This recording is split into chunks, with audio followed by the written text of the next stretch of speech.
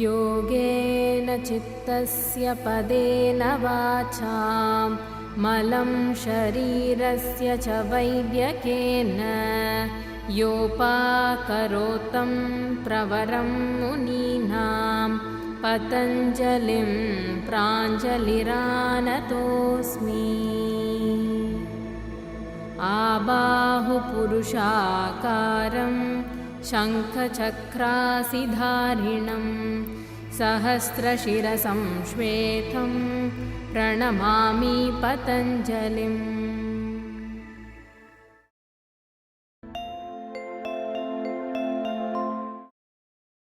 I would now like to give you an introduction about Iyengar Yoga.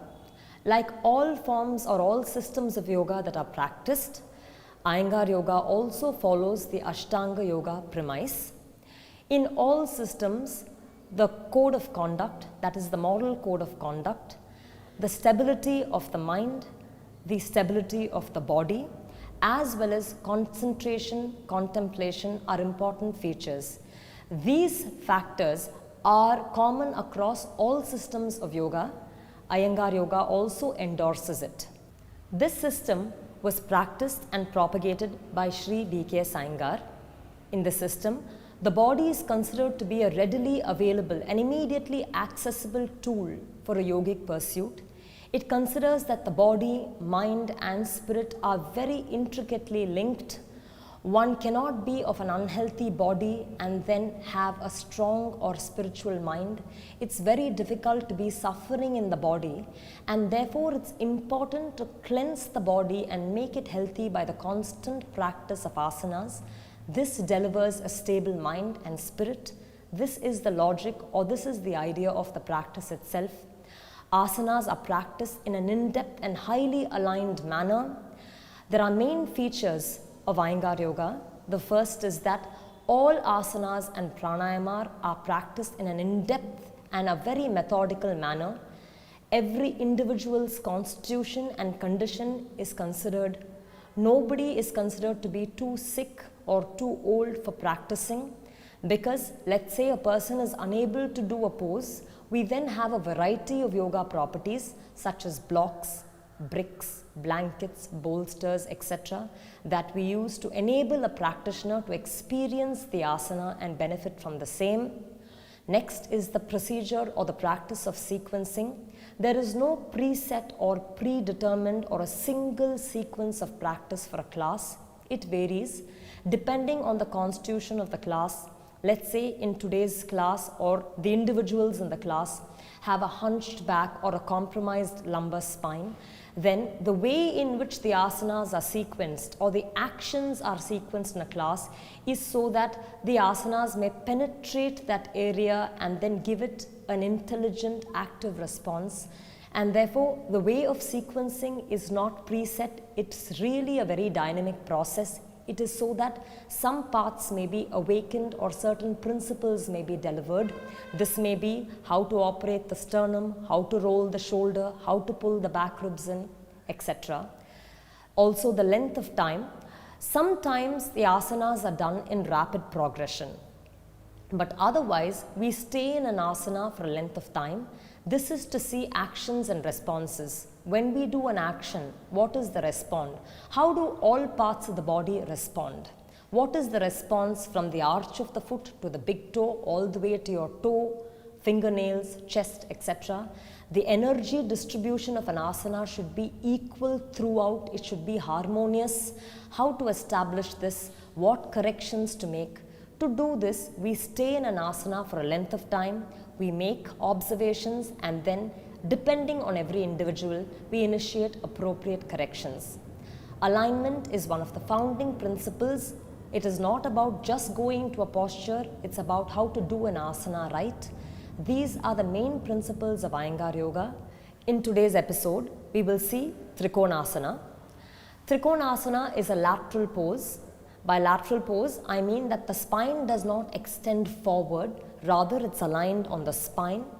Lateral poses are very important to remove any kinks in the spine itself.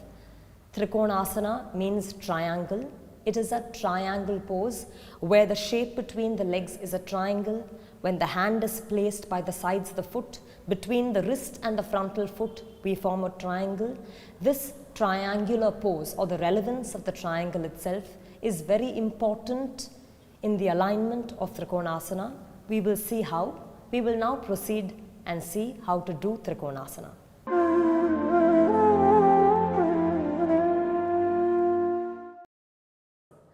To do Trikonasana, we first start with standing in Tadasana with the knees and thighs back, weight going back, the thigh weight should be going back. Pressurize the heel, evenly spread all the toes, touch all parts of the toes on the floor, raise the sternum up, raise the chest up, lower the buttock muscle down, side of the body should stand tall and erect. From there, you take your hands in front of your chest, jump open your leg apart, raising your hand up like Urdhva Hastasana and to the side like Vimanasana. In that process, the chest should have become tall as well as wide. Then, the outer edges of the foot should be pressed firm. The arches should be opened. The arch should not drop. Pressing the thigh back, opening the arch well, pressing the outer edges of the foot. Both feet should be parallel, as in the foot will not turn out. The foot will be kept in such a way that it's parallel. Both outer edges should be parallel. It is particularly important to have the buttock muscle down, abdomen lean towards the spine as a natural movement of the buttock muscle going down, and the sides of the body tall. Here we take our hands to our waist to start with. Then the right foot turn completely out. When the right foot turns out, you have to make sure that the turn happens from the root of the thigh. By the root of the thigh, it is the area where the thigh joins the pelvis. That is the root of the thigh. When the foot turns out, the thigh should rotate out, the knee should rotate out, and the entire calf muscle should spin out. The weight is pressed on the heel, the metatarsals are firm on the ground. The tendency of the spine is to lean or fall on the side where the leg is turning. To avoid that, the spine should be particularly and deliberately centered. For this, the practitioner slightly moves the spine towards the center. At this point, we turn the leg back in front. We take our hand to the side, jump and feet together.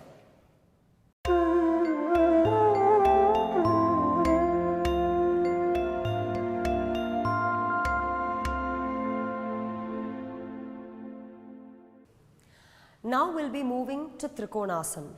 Standing in Tadasana, taking your hands in front of your chest, you jump to Uttirastha Padasana with your legs apart. Keeping your hands spread wide first, raise the chest, roll the shoulders back, and then get your arms to your waist.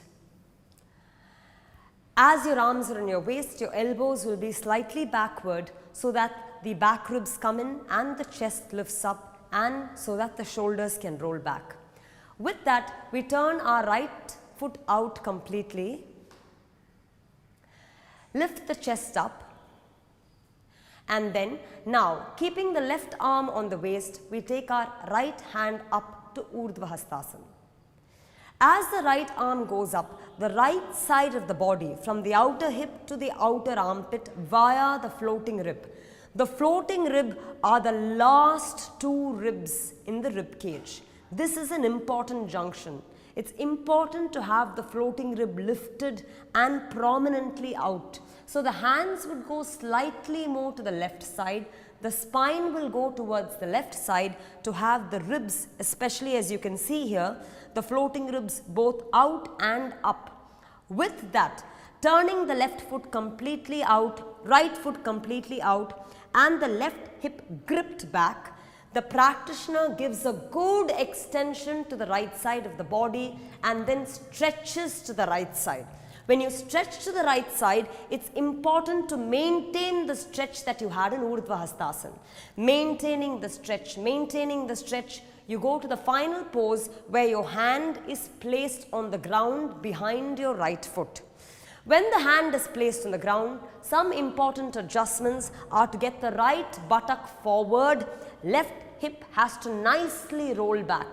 As you can see, when the left hip rolls back with the right buttock forward, the spine from a dropped position has a tendency to lift up. Once again, right buttock forward, left buttock backward, and the spine should rotate upward. With the upward rotation of the spine, you have to catch the sternum and really lengthen the sternum from bottom to top, head maintaining a backward position.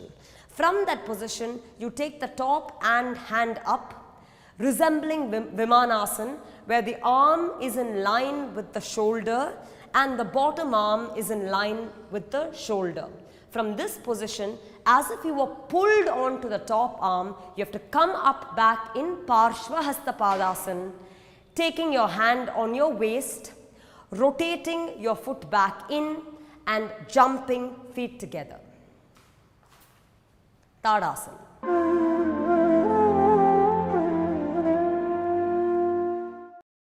We'll first be showing Trikonasana on the left side the way a beginner would normally do. You keep your hands in front of your chest, jump, open your legs apart, turn your right, in this case left foot out to Parshva Hastapadasana.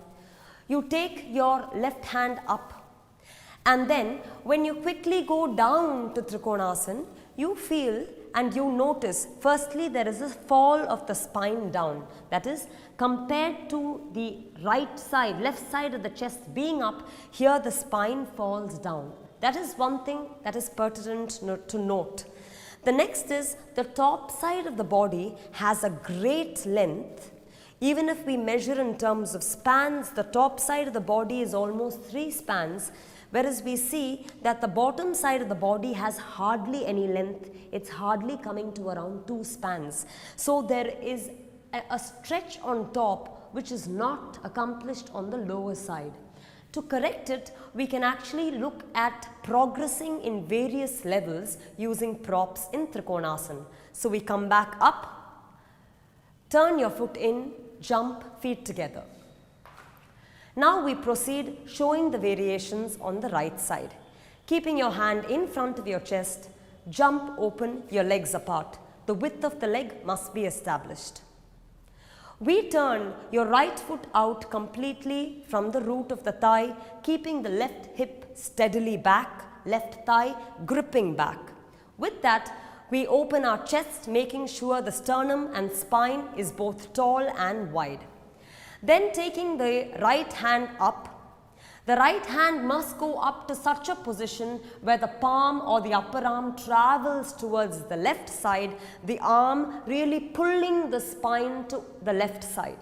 When that happens, the right side of the body, the side that goes down, as we know, has a tendency to shrink. Here we already try and establish a quality by which the right side of the body remains tall. We have to try and remove that obstacle where the right side of the body can shrink. From here, we move only to the level of the chair where you extend your arm, maintain the extension, and then take the palm on the chair. Here, though the arm goes down, the top hand comes on the waist. Though the arm goes down, the body should be lifting up. As you saw that side, the body bends down. Here the body should be lifting up. At the chest you roll up, at the rib cage you roll up, at the abdomen you roll up, and at the hip too you roll back.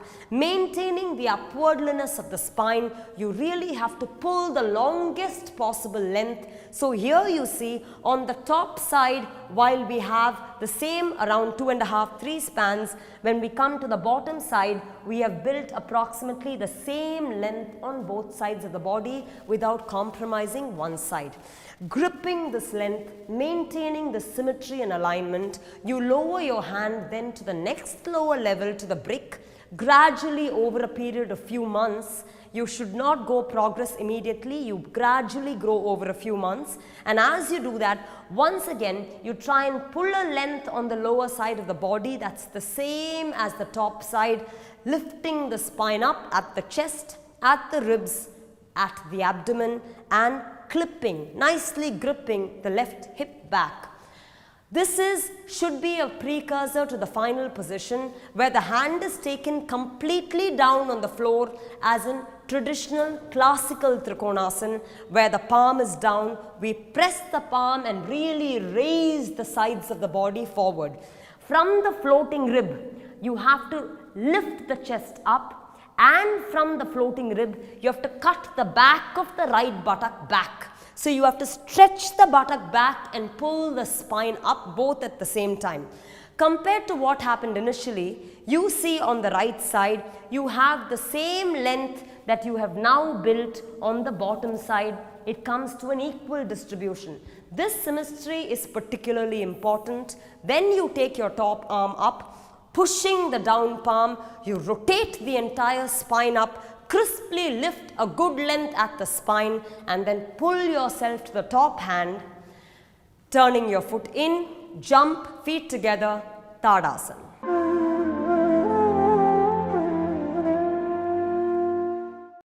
We are now seeing various ways by which props can be used to improve the alignment and the symmetry, and therefore the accrued benefits of Trikonasana. I am standing with my legs apart, but this time against a wall. When a practitioner begins the practice of asana new for the first few times, using the wall for personal support gives them more encouragement and confidence.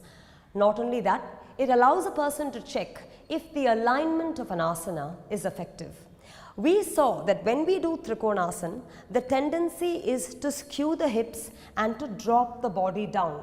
It's not uncommon to see a person do Trikonasana with the body rolling down and the hip falling back, and therefore the spine really tilts towards gravity. There is a fall of the spine. To correct that in Trikonasana, when we have a flat even surface like a wall, you can see a way by which you can pull in the buttock on the bending side away from the ball and roll the opposite buttock towards the wall, therefore lifting the spine, keeping the entire body parallel to the face of the wall. When you do that, the tendency that you have to slouch can be reversed by drawing the spine up, horizontally aligning the pelvis, vertically aligning the spine, and horizontally settling the whole body on a spine that is both powerful and aligned. When you come back, you can come back again using the support of the wall before you turn your leg and do it on the opposite side.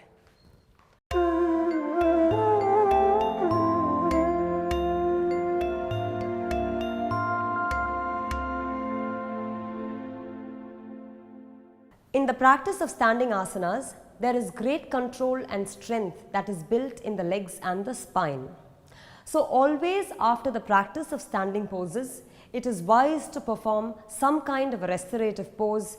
Examples may be Shavasana, bent leg Shavasana, Setubandh Sarvangasana, Halasana. There are multiple poses that you could do. Today we are showing to you bent leg Shavasana, which is a variation of Shavasana.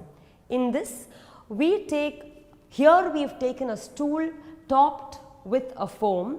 You could also use a chair or a stool at your home where the height is such that the shin bone completely rests over the top of the stool. Right from the heel all the way until the back of the knee, the shin bone completely rests on the stool, and the femur bone is vertical, as in the femur bone is directly over the socket. When this is done, there is a plentiful relaxation for the entire spine, lumbar, chest, abdomen, all of them spread and remain relaxed.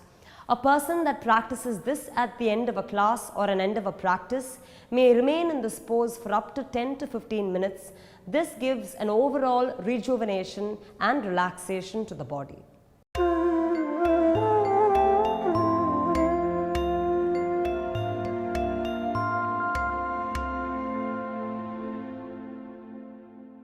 We now saw how to do Trikonasana, both the classical way as well as using props. We use simple props such as blocks as well as a wall.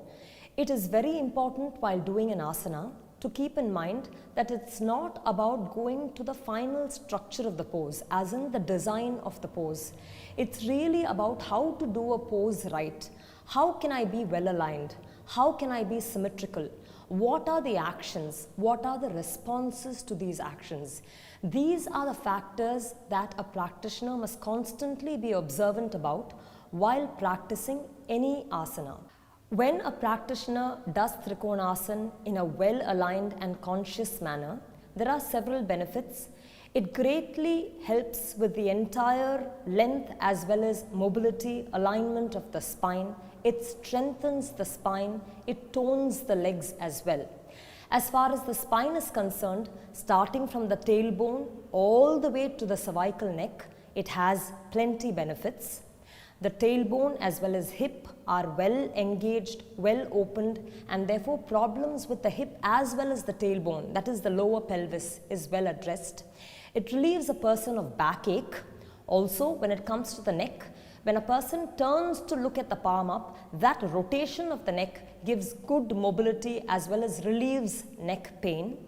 As far as the legs are concerned, all standing poses deliver strength and tone to the legs. Especially when a person locks the knee and pulls the thighs back, it develops the quadriceps as well as hamstrings, muscles associated with the entire length of the leg, and it mobilizes and heals the joints of the knee as well as hip, ankle as well. For people who suffer from acidity, gastritis also, this pose is very helpful. Overall, Trikonasana is very good for the entire length of the spine as well as the strength of the legs.